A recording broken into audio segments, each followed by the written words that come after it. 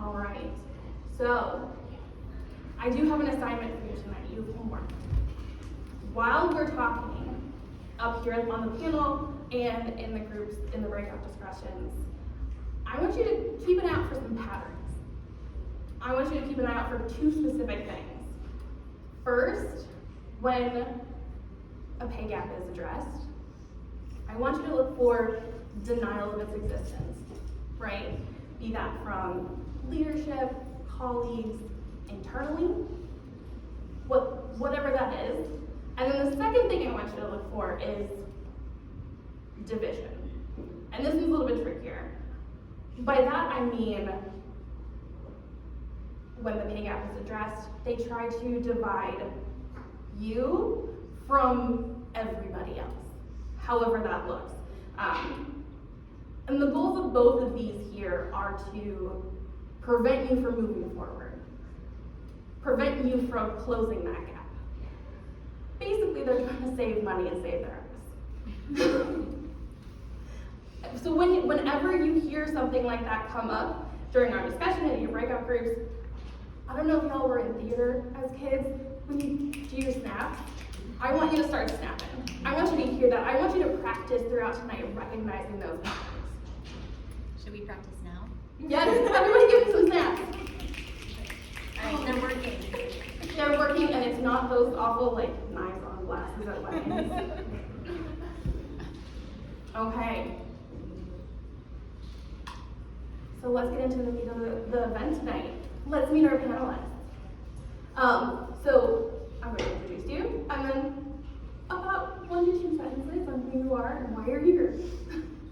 All right, let's start next to me here, Kate Rotondo. Welcome. Hi. You're just introducing my name and then I say what? Okay. Yes. Hi, I'm Kate Rotondo. I was a software. I was a software engineering author at Apple. Is it not working? Can everybody hear her? Magnified? Okay. Okay, cool. I was a software engineering author at Apple from 2018 to 2020, where I discovered that I was being paid less than every man that I asked. I asked 8. And between them, I discovered a total of $260,000 that they were being paid that I was not. Hi everyone, my name is Astrid Kurniawan. So I didn't set out to be a whistleblower. I just really wanted a fair paycheck. I was a life sciences strategy consultant managing direct reports and managing projects, and I was on the hiring committee when I found out that I was making $40,000 less than a man with my title, with fewer responsibilities and fewer years of experience. The kicker was that his manager, another woman, was making $20,000 less than he was, with significantly much more experience. So I elevated this to leadership, and leadership ended up denying my promotion for over a year. They gave me my promotion finally. It arrived fashionably late. And now I am using my voice to basically allow other women in science the opportunity to close the gender pay gap, hopefully without a lawsuit. My name is Zhou Fang, and my pay equity story was that I'm an immigrant. I'm from China, so I was on H-1B, which is a work visa before. So when I discovered the inequity at the organization I was in, I wasn't really able to say anything or do anything. The only thing I could do is to inform some of my colleagues that I considered as friends and allies. And after I got my green card, I started my own practice, and that's when I started to kind of like transfer that rage into maybe motivation and the kind of the will to push pay transparency and pay equity forward through advocacy work and policy work. Amazing. You guys can hang on to that microphone however you'd like to, because we're all going to answer the first question. I'd really love to hear, before this experience that you've had, or experiences that you've had, what were your views on pay and equity? I guess I can go first, since I have the mic. Before I discovered pay discrimination, I didn't really have any idea about what is pay equity or the lack of. Because, I come here as a foreigner, and when I entered the workforce, all I knew was to work hard, keep your head down, and prove yourself. So I did that for a very long time, and I didn't even think of, what are other people making, or what am I making? All I think of is just to do my job, and then eventually they'll be like, oh, she's great, that kind of the story of American dream is you work hard and then you will get where you're supposed to be. So the word equity never really crossed my mind until much later, when I kind of started to be in community more and learn about other people's experience, especially women in technology, because that's the industry I was in. And then I started to talk with colleagues and peers and friends, and then I basically went down this rabbit hole and then realized, oh, I was very screwed. So yeah, it was kind of like a pretty hard learning experience for me because I didn't really understand it.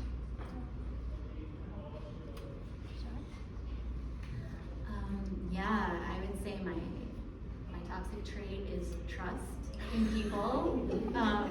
Yeah, it's one of the worst traits you can find in humanity. I thought that if I worked with hardworking, smart, math and science-oriented people, that these would be people who would want to do the right thing and who would understand the math and who would understand compound interest and who would understand time in the market and everything mathematical about money that is important at the beginning of your career and every year during your career. It's not something you can fix at the end in one fell swoop. I was at a little startup before Apple, an ed tech startup, and that was my first job back in the paid workforce after 5 years of being a caregiver for my young child. And so at that job, I had sort of thought I have to take whatever I can get, right? I worked in that job for like a year and then wanted to move into a different position at the company. Was told I could only move laterally and keep the same pay. And then a friend of mine applied for my old role and was offered $20K more than me for it, right? And I thought, this doesn't feel right. Maybe this is because it's the Wild West out here in startup land. Maybe I need to move to a big, more established company that has, systems, that has HR, that has, grown-up rules in place. And so I guess my sort of awakening was to realize that there wasn't anywhere that I could go and get away from this. It's everywhere. Yeah, and I'll add to that too. I mean, for me, I thought that dialogue, the willingness to listen, and just doing the right thing was enough for an action to take place. And that's exactly what I did with leadership. And what I started realizing is that I did take them at their word. They actually promised me an off-cycle promotion. They acknowledged both my pay gap and my title gap, and yet they failed to actually do the thing that they were promising me. So through the experience, what I think I learned was that it's not enough for dialogue. I have to see that action. And that consequences predicate change. If you don't apply consequences, you won't get change. It puts the pressure to create accountability and for the systems to actually have a chance at evolving. So what I'm hearing is, you guys trusted the system to work for you, and it didn't. Yep. Well, let's get into the meat of it. How did you discover your pay discrepancies? Kate, you already mentioned that you talked to your male colleagues. You talked to 8 of them. Sure did. Sure did. I invited those guys on walks around the block. So it actually happened, it started with one of them asking me my pay. Like, I didn't go into Apple thinking like, I'm gonna start talking to people about pay and discover a problem. There was a guy who was contracting on my team, and he was interviewing to switch from being a contractor to a full-time member of the team, and he wanted to know if the offer that he was getting was gonna be fair. So we agreed to meet for tacos one evening after work, when he was, flown in town for a week to do all these interviews. And I told him my numbers, and he told me his, which were $25,000 more in base salary and another $20,000 in RSUs for the same job. Could you explain what an RSU is? Oh, restricted stock units. So that's a form of equity compensation. It basically means that I'm given Apple stock as part of the compensation, but on a schedule that vests over time. So in my first year, my stock compensation was $110,000 in RSUs. That vested over 4 years. Since I left Apple after a year and a half because of discrimination, I will never receive all of those 110, right? I only received the ones that vested during the 18 months that I was there. Yeah. Astrid, oh, sorry. Oh, yeah, no. So I just want to say, so there was that first guy, right? Like, he asked me, and then I had to drive back from Cupertino to San Francisco that evening, and it's an hour-long drive. It's a long time to think. And I thought, like, is this just him? Is this some anomaly? Or is this a pattern? And I realized I was gonna have to talk to more people to find out whether it was a pattern. And that's when I began inviting anyone I could get to agree to come on a walk around the block with me so that we could get away from, the 4 walls. And typically what I would do, sometimes these guys were kind of shaking in their boots because they maybe never talked to a woman at work before, like outside of a meeting, and also like we were talking about something really sensitive.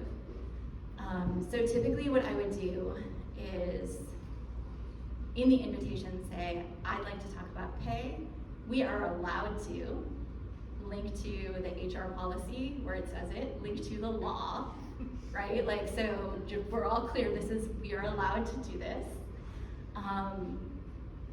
But I know that both of us are gonna have feelings coming out of a conversation like this. So someone is gonna make more, and someone's gonna make less.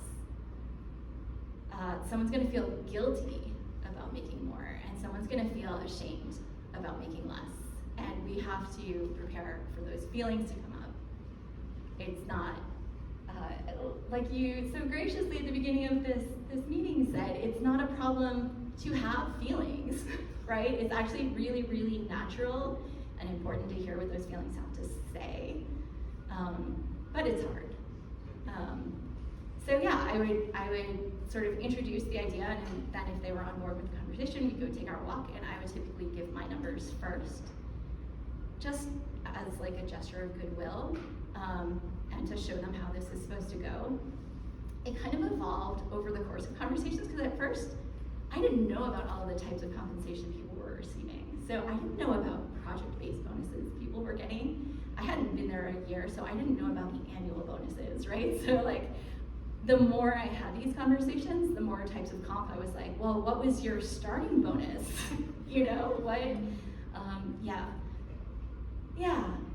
So I would typically say, here's my annual salary, here's my starting bonus, here are my RSUs.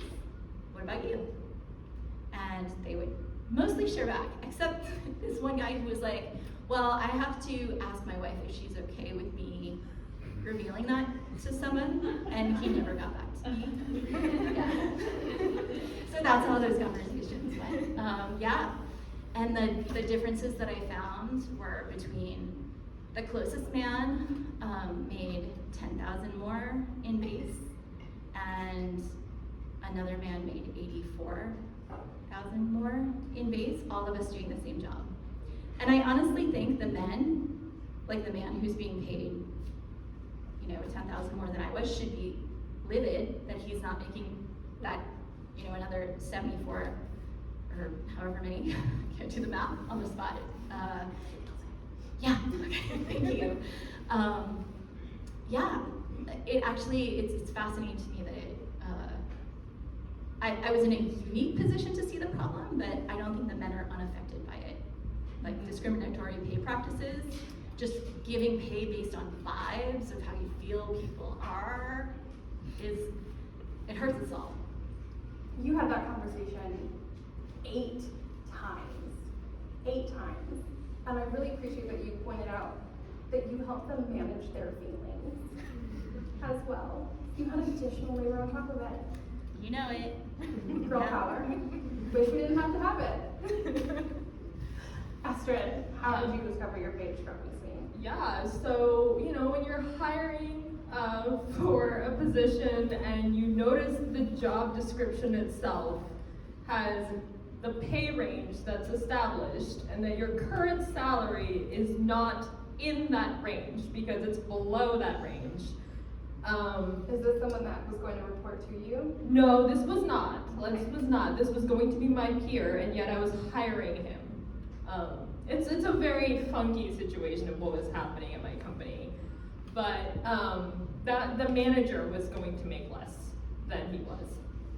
And I think there was not a part of me that was like, oh, what should I do with this information? I immediately sent that out to everyone that I knew that was in the management team that I think could and should know about this information. So it ended up to be more than just this person's manager. It was other managers, all women, all underpaid. And so I think all 4 of us band together and decided to have a call with leadership to at least try to rectify the situation. But it was a very clear, cut and dry thing for me. At first we saw the pay band, and we don't know at that point what that salary will be, but then when you're CC'd onto the negotiation discussions, and all they said was, this is the number that I want, and the answer was, okay. Then I realized that I was like, this isn't even a negotiation. This person's just gonna get the highest number that's established through pay transparency, right? That's listed in the job description. I have one quick question. You received the job description with the pay range on it. Did the person who sent you that job description know how much you made? You would think that they do, but I don't know actually, and I'm not even sure whether or not they ever connected how much I was actually being underpaid compared to that person. So Solid. yeah. Great. I was Great doing the oversight. work. I was doing the work and no extra pay. Actually, underpaid. I was unofficial HR manager once, and I know how. The way it was an accident. I feel it's usually an accident when you discover how much less you are making. But my case is actually pretty funny. So it was 2019, I think, and I needed to renew my work visa. And it was at the point where I think my green card application was also in place. So we needed to keep my H-1B status active. So we needed to do some paperwork and etc. And at the time, I think the immigration lawyer we worked with, requested some company information that was supposed to be just shared with the lawyer, but for whatever reason, I received the information as well.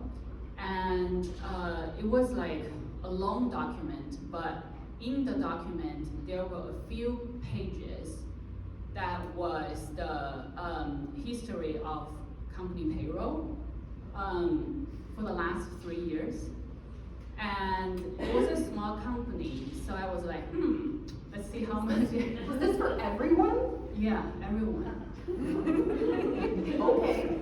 Yeah, I received it and I was like, oh, okay. I guess, it just dropped in my lap and I had to read it. So I read it, and of course, all the men were making like kind of a crazy amount of money, given it was 2018, 2019. And all the women were making significantly less. So I was I had a feeling that certain people were making a lot more just based on their lifestyle. Like, you don't make 50K and drive a BMW. So I was able to kind of tell from what they talk about, like what they're buying, these kind of new toys they are acquiring. And of course, those were all kind of like man talks, right? And I was like, I wonder where you get that money. So I had a feeling, but I didn't know the exact numbers or the discrepancies. So when I saw the history of payroll for the last couple of years, I really was kind of like, it was like insulting, but also very funny. I was like, I actually need to count the numbers. So that's how I found out was, for better or worse, my immigration process helped me discover the inequity or disparity of pay. Oh man, I can't believe it was everyone's. That is. It was everyone. It was so funny. That's not even like a little fun. Why don't you hang on to the mic? And I want to ask all of you, once you realized the pay inequity, the discrimination was happening, what did you do and how did you decide to do it? I know that's kind of a big question, but. I think as kind of mentioned earlier was that I didn't really do anything like in public. I was able to inform a few peers and colleagues that I consider as friends, and luckily they are still my friends today.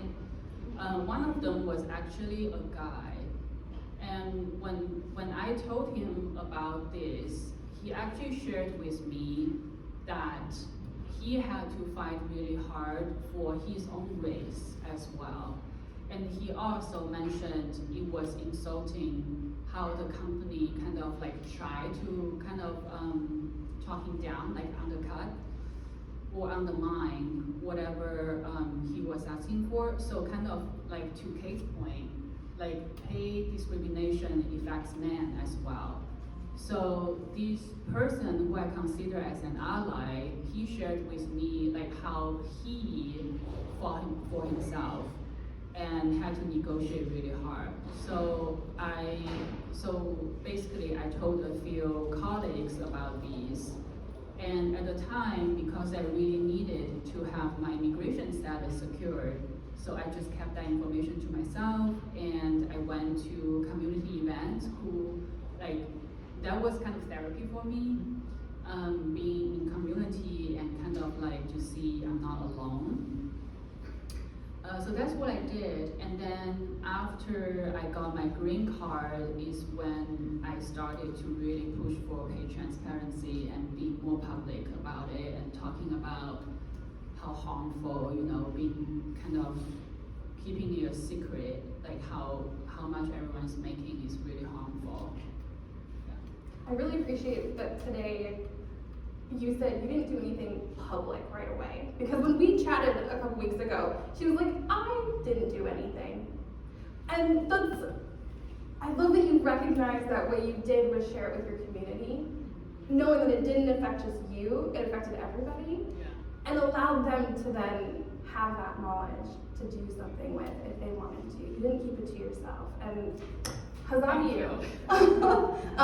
To know that, that's where class action lawsuits start. It's just talking with people, sharing the information that you have with people. And I really love that you recognize that in yourself today. Yeah, thank you.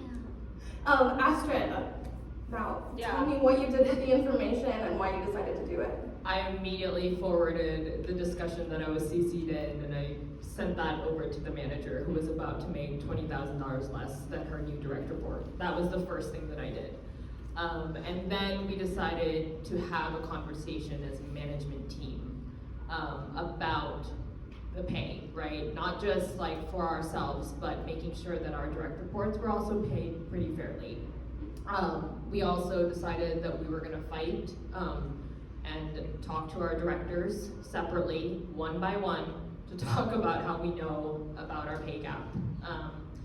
And that was the one philosophy that I think we have to always remember, is that these information, they want us to keep it to ourselves. They might be able to buy us out if we kept it to ourselves. They might have given me the raise, right? They might have given me the promotion. But to me, that's not the ethical thing to do. The ethical thing to do is to share that information so that other people can feel equipped to fight their own fight when it comes to pay equity. Go for it, Kate. What did you do with that information? Okay, I mean, at first, I gathered more data. I kept a spreadsheet, which I will say, documenting everything is really important. Documenting everything in a place where you can access it if you no longer have that same employment is critical. You want copies of this in multiple places.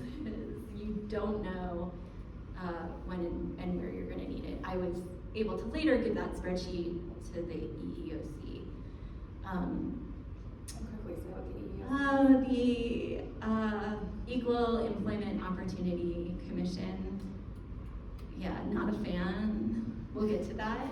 And this is in California? Federal. No, this is the It's federal. okay. Yeah. The federal regulatory agency that investigates discrimination claims. Yeah, we'll get back to that. There were 6 other levels of escalation before I got to the EEOC. So yeah, it was kind of over the course of 2019, same year as Zhou, that I was having these conversations with colleagues. And by that fall, I had collected enough information to go to my boss and say, hey, I have become aware that I'm being paid less for the same work. Could you please fix it? And he couldn't hear it. So basically, in every one-on-one, we would do these walking one-on-ones. It was actually pretty much the same route that I talked to my colleagues on. I would try to convince him about why things should be equal. I don't know why I was wasting my energy trying to educate him. And he would say things back to me like, in order for me to make a case for you to get a raise, you need to have exceptional performance. And I just don't see you excelling on a project right now. Yeah, right? Yeah, it's definitely my performance after being given a number in my employment offer and not the people in the room at the time of the employment offer, right? Yeah, that's definitely what the problem was. And I want to say openly, actually, because I think this is really important, I didn't have a stellar, personal year. The first year that I joined Apple, I had a miscarriage. I had a parent pass away. I broke a disc in my spine. I needed surgery on my foot, and my therapist died. So all of those things were happening on top of me having an hour-and-a-half commute each way and performing well at my job, right? It's not the year that I'm gonna get 5 stars on every category in the performance review, and it shouldn't have to be. But later when it becomes a legal fight, am I the perfect victim? No, because I wasn't, at the top of my game. Yeah. They use those against you. Normal life events. won't like that. Against you. Yeah. Okay, so I talked to my boss. He wasn't doing anything. I was like, hey, if you're not gonna escalate this, I'm gonna talk to your boss. And he said, go for it. So then I talked to my skip level. He called in HR, which I didn't ask for or want. HR did a lot of trying to tell me that I was less technical than my peers. Super, super interesting. Super interesting. Because again, actually, you know that guy that I went to tacos with? I learned he contracted for the team because he had lied on his resume about knowing a technology that he didn't actually. And I was tested on that technology in my interview and I aced it. Like, they couldn't stop talking about how they had never had a candidate know it so well, right? So I was given full-time employment and a really low salary, and he was given a chance to try again and prove himself. Less technical, my ass. HR, the director of my organization, who came back to less technical. And then I approached the head of DEI in my org at Apple, and none of them were willing to do anything. They were just like, so sorry you feel that way. Yeah. So I quit. And I wouldn't recommend this, so we'll get back to like, what would you do differently? I had to get out of there. It was clear to me that this was not a healthy or good place for me to be. I got out of there and then started pursuing legal action. That's not a prescribed order of events. That's just, I didn't know. And also, victims shouldn't have to get the order of events right to get justice.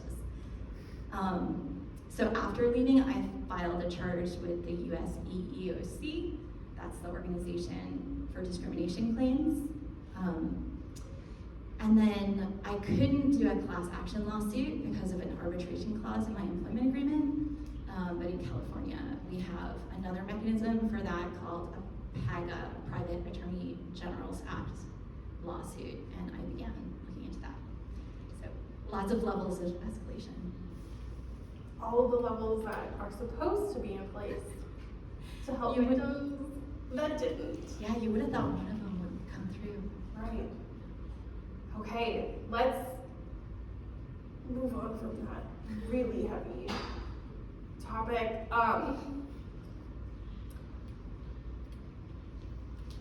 So for the two of you who were able, Zhou, I know you were dealing with green card immigration, which is another added layer.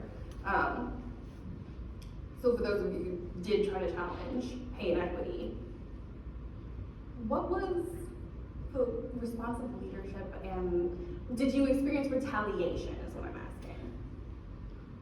Do you want to keep going? Sure, yeah. Well, I didn't exactly experience retaliation in the job. Actually, from the moment that I brought it up inside the job, they started doing things to try to appear like they were addressing my concerns. So they put me on a slightly better project. You know, things that like they could point to later and say, she came to us and we didn't agree that she should be paid more, but we did, you know, we did give her a better project, and then she still quit anyway. No, the retaliation came in response to the EEOC claim. So there's a whole intake process where you talk to a federal investigator, you tell them your story, they write it down. They write down a draft of the charge. You get to approve it. I said, yes, that all looks factually accurate, go ahead, and file the charge. They serve that charge to the company, and the company has a chance to respond. So it was, I think, maybe 7 months after filing the charge. So I filed in May, and it was the following January that I got a cold call, like out of the blue on a Friday afternoon from a federal investigator saying they had received Apple's response and could she read it to me over the phone. I asked, could I have a printed copy? And she said no. which is something my lawyers, I would get lawyers involved and they would get me up to talk to me, but yeah, the retaliation came in the response. It came with weaponizing all sorts of my career highs and achievements as personal problems.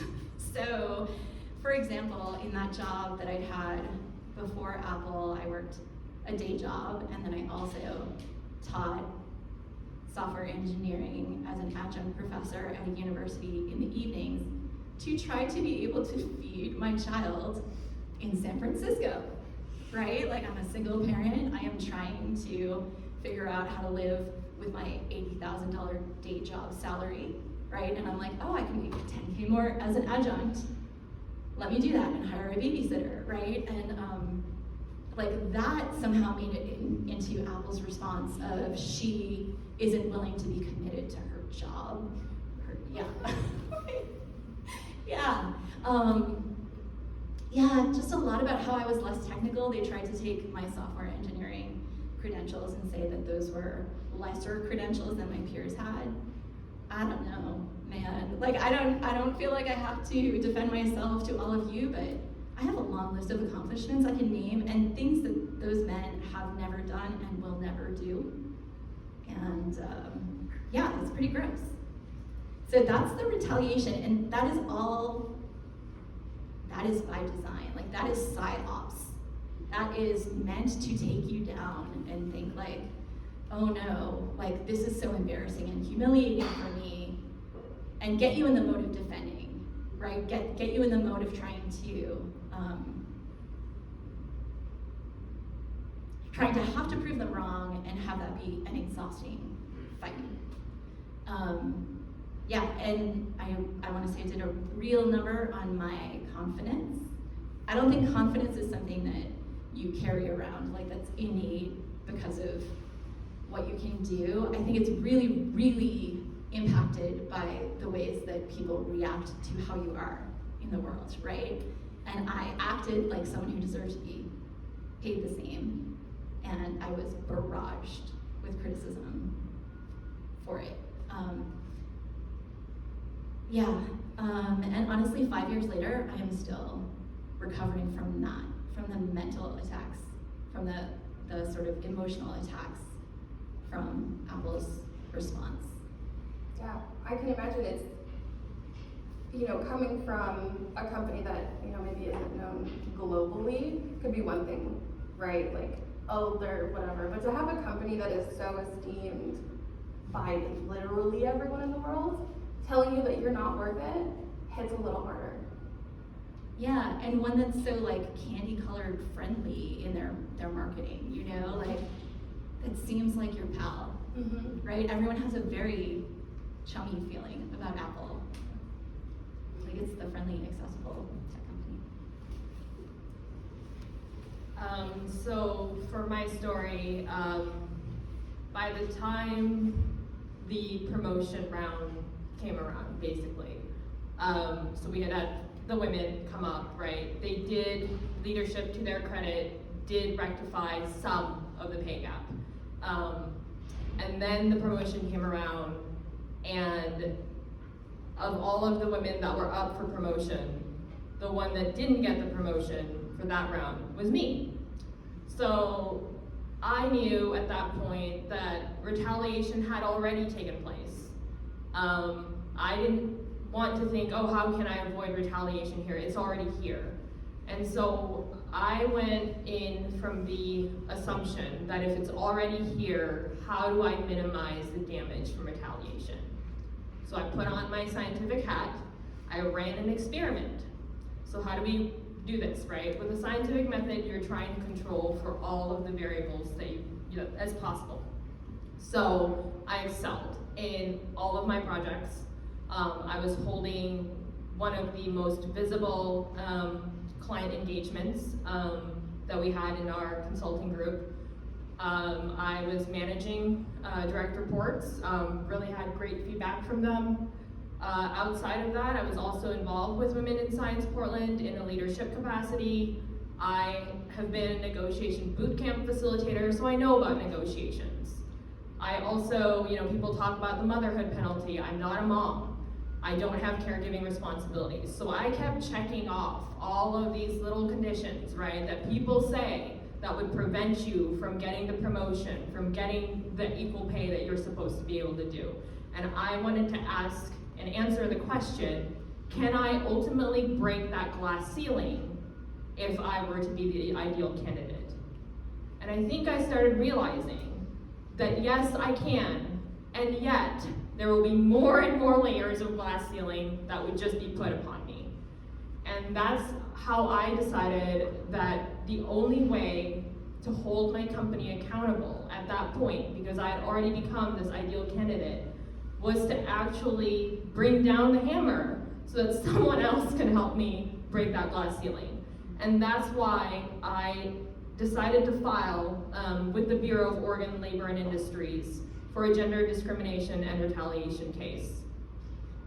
And that's the way that I was able to get justice, because I did run my own experiment. I found the answer.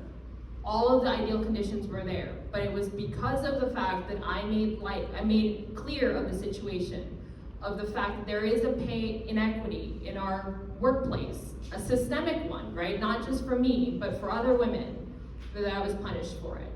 So that was the only way in which I thought that I was going to be able to get justice, and no amount of trying to be the ideal candidate was going to allow me to do that by itself.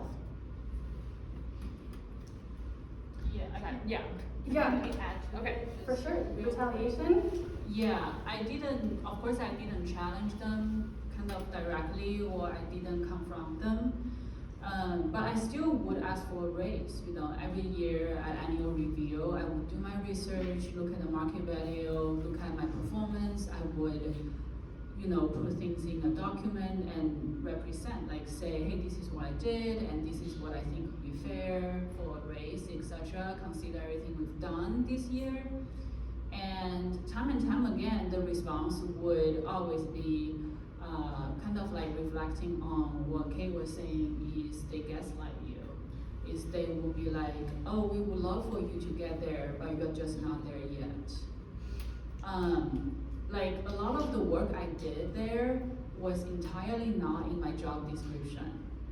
And I did all of them just because it was like I was asked to do those things. And of course I did it because I had to, and some of them I did enjoy because I learned something. So I think that's the kind of bright side of it.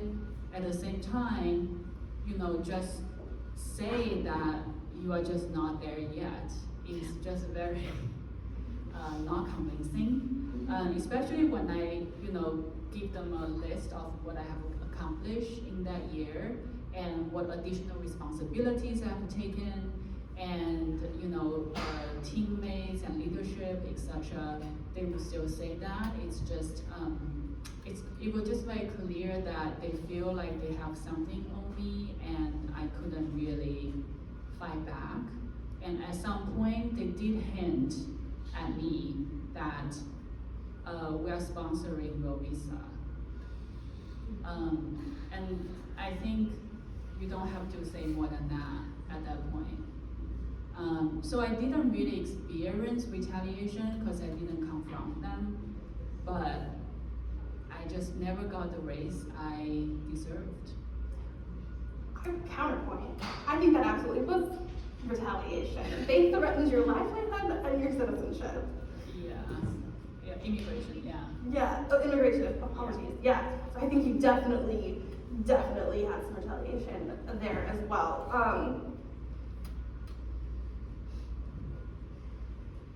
Gosh, I could sit here and chat all night, but I have to choose my questions appropriately.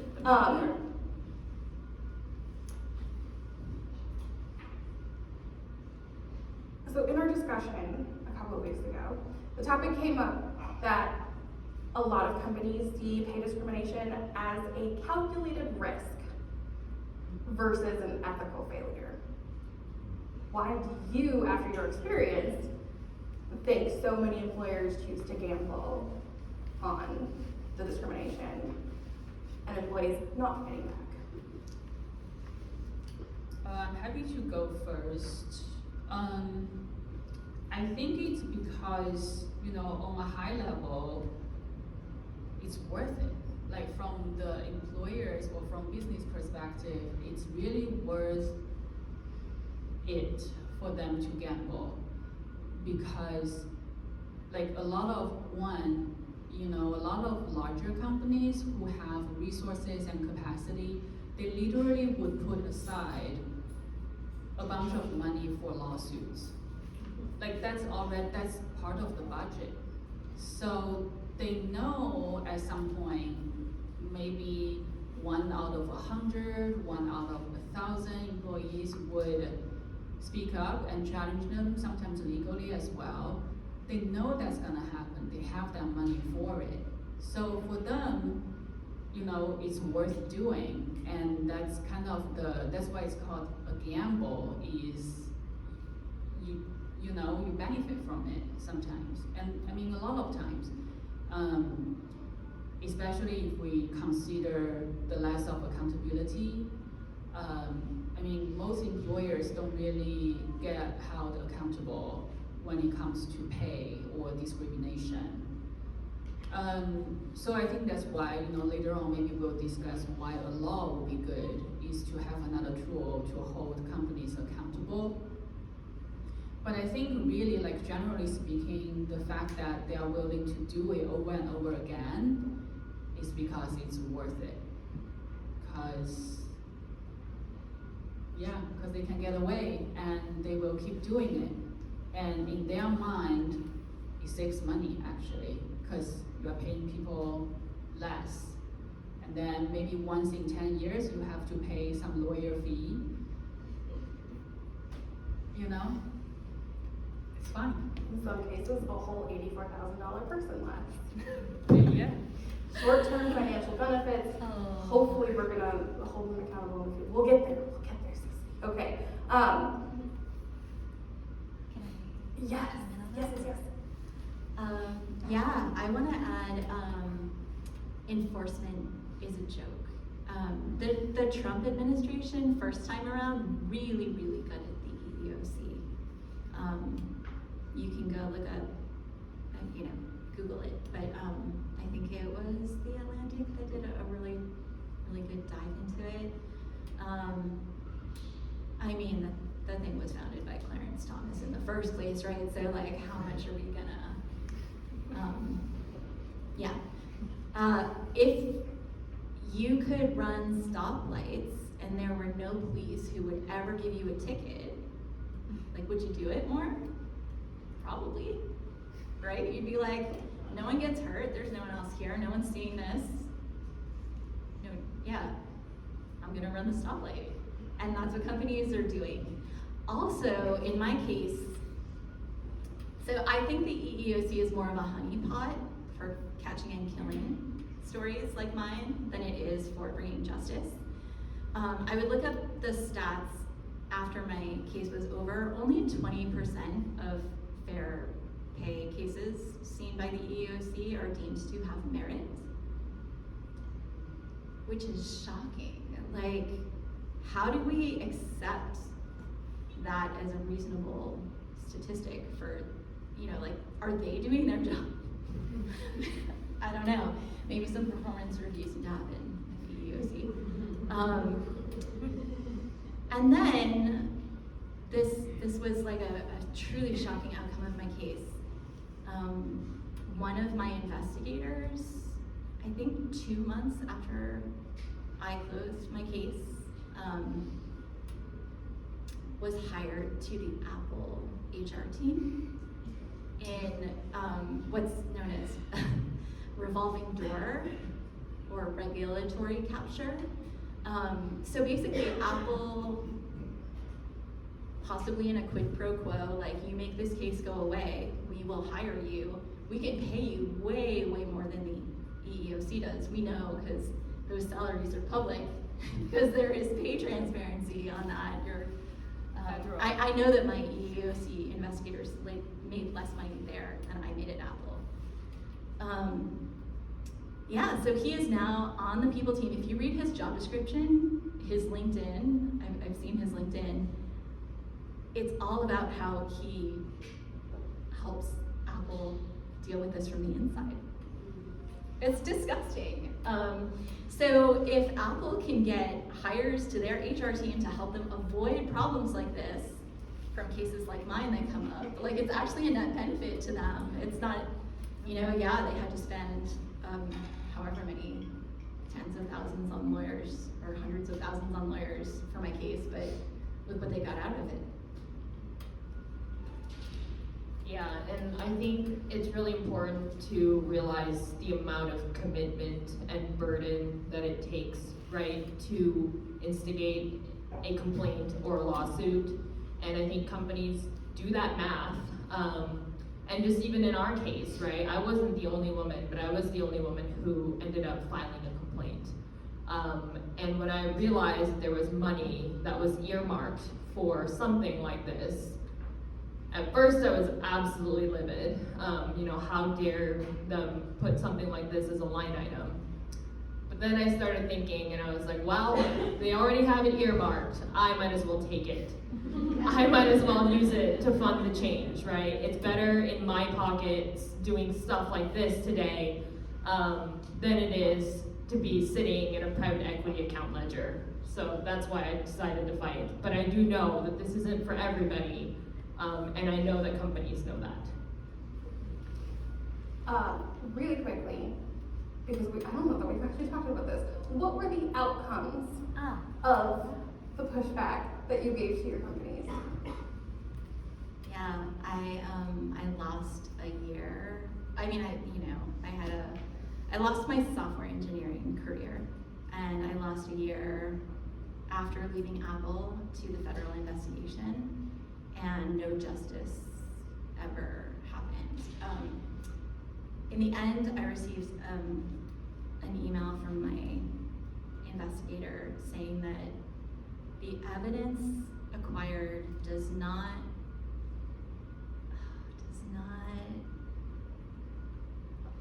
it's like it's not sufficient, it's not adequate to show that you were paid less. Yeah. Can we get that on a t-shirt? Yeah, I'm putting it in an artwork that I'm working on right now. You would think I would have it memorized, but No, it's don't it's memorize really freaking painful words to and wow, this is a humbling moment to say, but like I feel like that email did its job, which was to intimidate me to close my claim before they closed it with a decision of no merit. And that's what my lawyers advised that I do to save myself more pain. And so that's what I did. And so the EEOC never ruled that there was no wrongdoing. I guess I saved them from having to do that, and I feel gross about that, and I was also so exhausted. So no justice there. I also pursued the PEGA lawsuit. We filed a PEGA notice. That is kind of a charge of like, hey court, let us explain to you how Apple's leveling works and how their compensation works, and you know, how the projects were assigned to different members on the team, and show that this all like collided in discrimination against women. And Apple hired a law firm whose whole job is to make this stuff go away, and their response was to say that I wasn't actually a software engineer. So I could not represent a class of software engineers. They said that I was a technical writer. Who teaches software engineers as a professor. Fascinating, right? Yeah, so,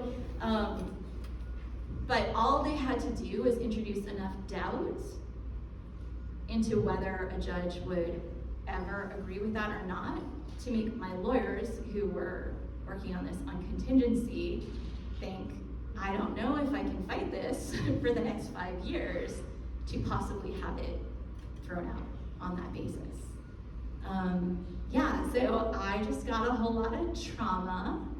I mean, there are good outcomes. I'm not gonna say that they make it all worthwhile.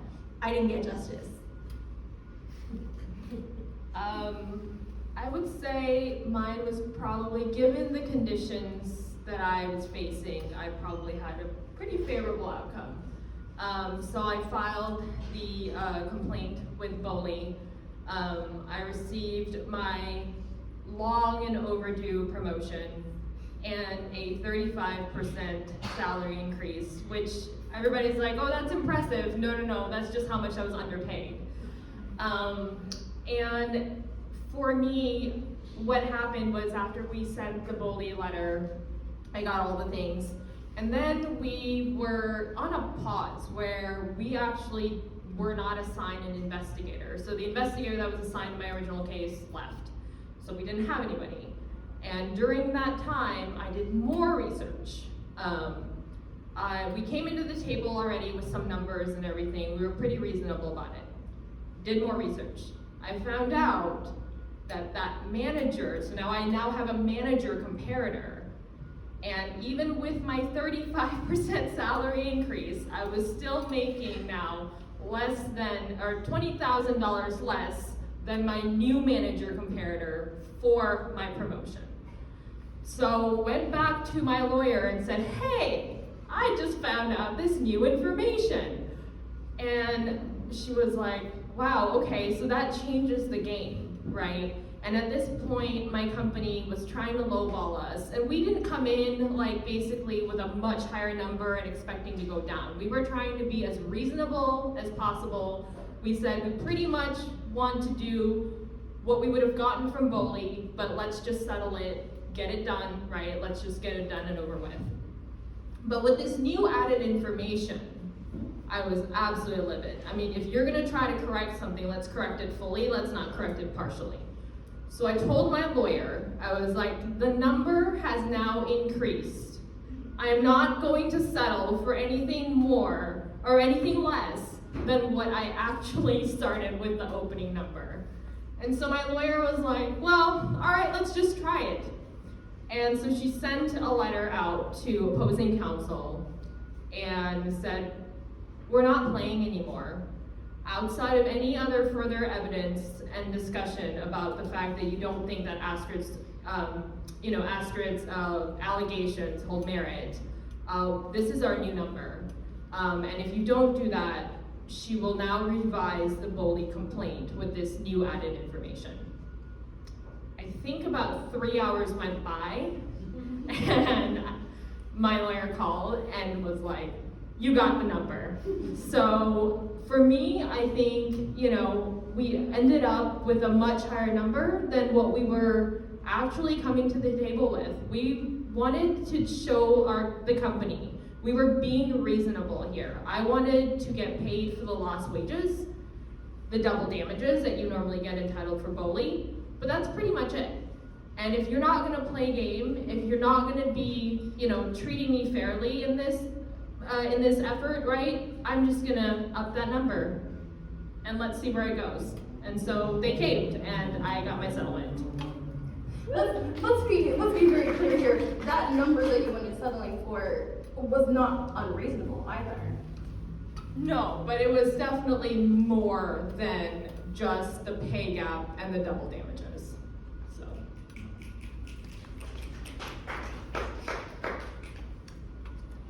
I think I'm okay. Yeah, because I didn't. Yeah, the outcome I got was just, I guess I got my green card.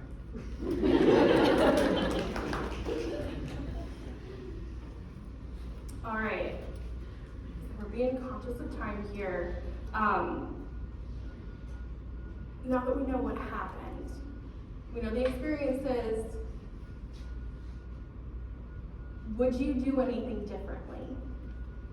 I know this is kind of a big question, so try to keep it as succinct as possible. We will be here all night. Okay, my one sentence. I already told you document everything. I would do that the same. Hire an employment lawyer at the first sniff like the first whiff you get that you could be in an unfairly paid situation, because you are probably in much deeper than you know.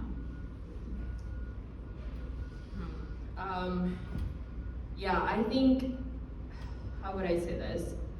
I think the way that I would have approached it is I would not have spent so much time trying to work within the system. I spent an inordinate amount of time. I think I counted 30 different conversations / emails about my promotion and my title gap, which they never denied. They actually acknowledged it and they said they're working on it. And then I also provided free strategy consulting about how you should put together things like pay transparency, tying promotions to compensation, and they had no interest in actually doing any of that. So I probably would not have given the free strategy consulting that I did for my management team.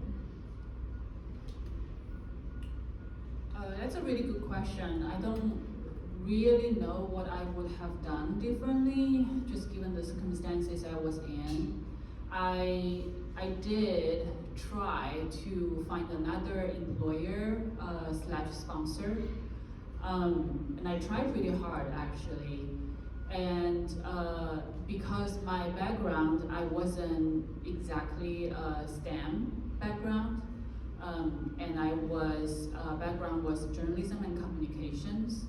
And as a foreigner, it was pretty difficult for me to find a job in communications or like say marketing or business or journalism that's not available to say English is not my first language, right? So it would be easy for companies to just hire a native English speaker. So I think for various reasons, I wasn't able to find another employer or sponsor during that time. So I wish times had been kind of different. You know, someone would have hired me or you know, landed a different job. But I think given the circumstances I was in, I feel I did the best I could. And if anything, really reflecting on, there might be a bigger question that's not necessarily work or job related, but rather, should I have stayed here? Like, I would have maybe thought about, is it really worth it? You know, all these years trying to fight for a spot.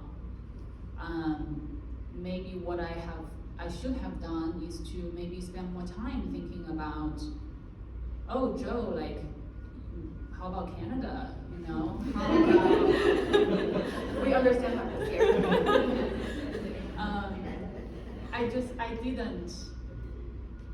Maybe that's what I should have done. Okay, yeah. Okay, last question. We have 10 minutes left. After going through all of this, what's next for you? How are you currently handling the repercussions, the emotional fallout, and how are you pushing forward?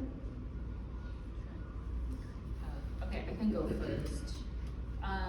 So I think for better or worse, I did acquire my green card from this journey, and I started my own practice in 2022. So now I'm dependent, no longer dependent on my sponsor.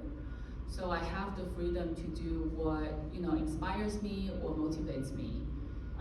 So I have been pushing for pay transparency and policy making in Oregon.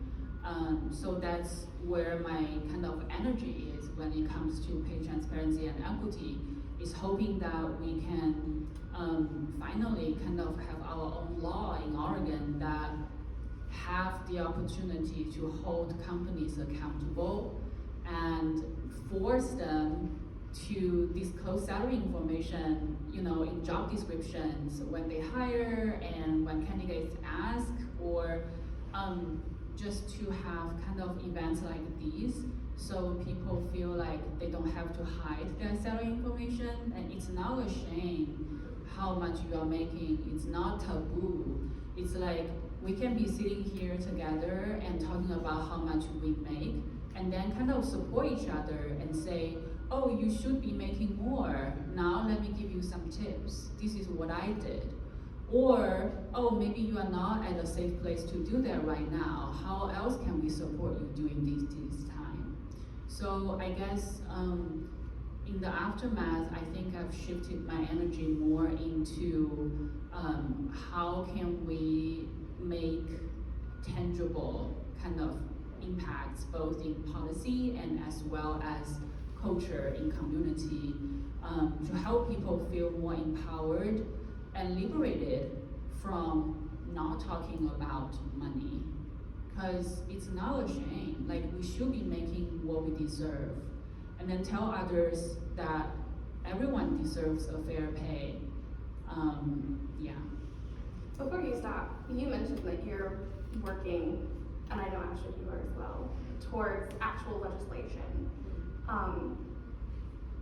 You guys testified recently for a bill in the Oregon legislature, HB, was it 2746? These guys have been to the Capitol and are walking the walk and talking the talk. Testifying is not that hard. Everyone can do it. Yeah. Thank you.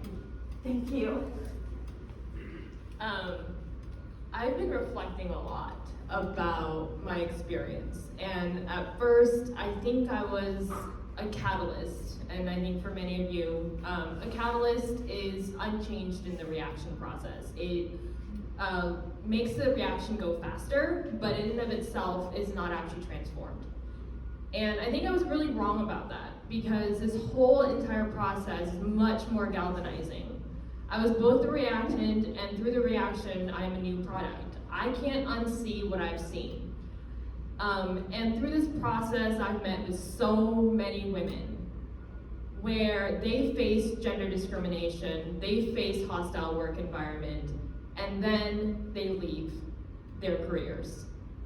And I really think that this is the type of stuff that's going to continue to happen until we address pay equity, right, and discrimination in the workplace. And so even though I've been a scientist for pretty much all of my life, I am making an urgent and important decision to leave science so that I could work on this. Because fundamentally, I believe that scientists should be focusing on studying things like cancer and not getting a second degree in equal pay. Dear, dear. I'm making angry art. Over there, by the way. I'm a potter. I'm healing from what happened. Oh, my company is called Equal Clay. Isn't that clever? Yeah. I thought of it myself. Thank you.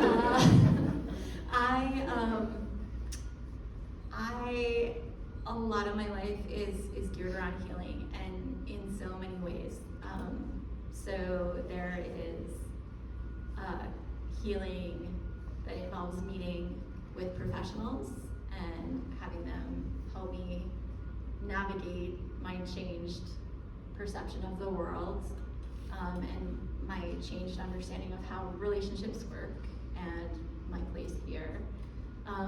There's taking care of my body, which when you go through an experience this stressful, your body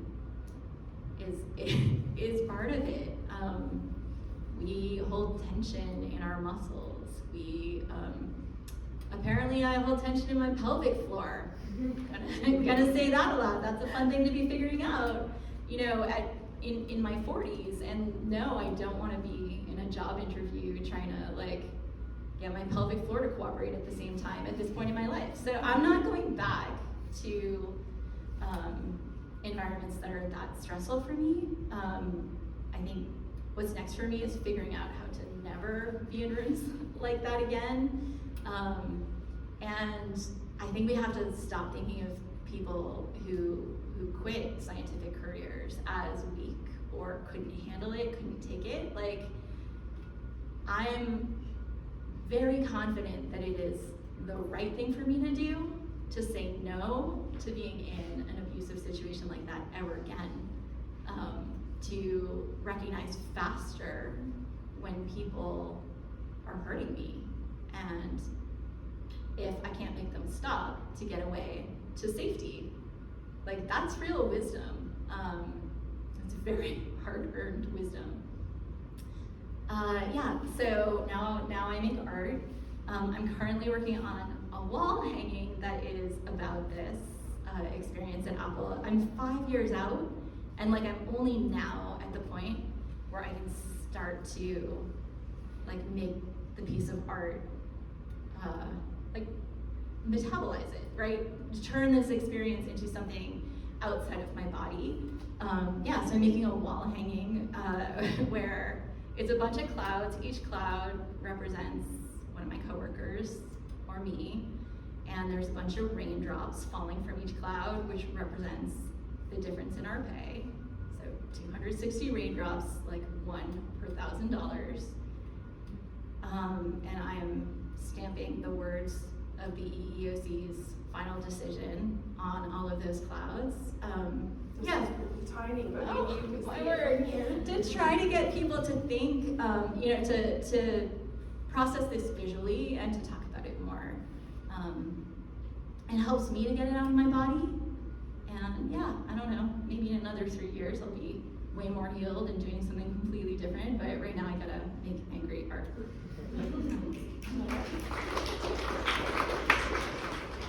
Awesome. And with that, oh my gosh, we're actually gonna be on time. Go on. All right, so that is the end of the panel discussion. We are going to end our recording there. Thank you so much, Sarah. Yeah. I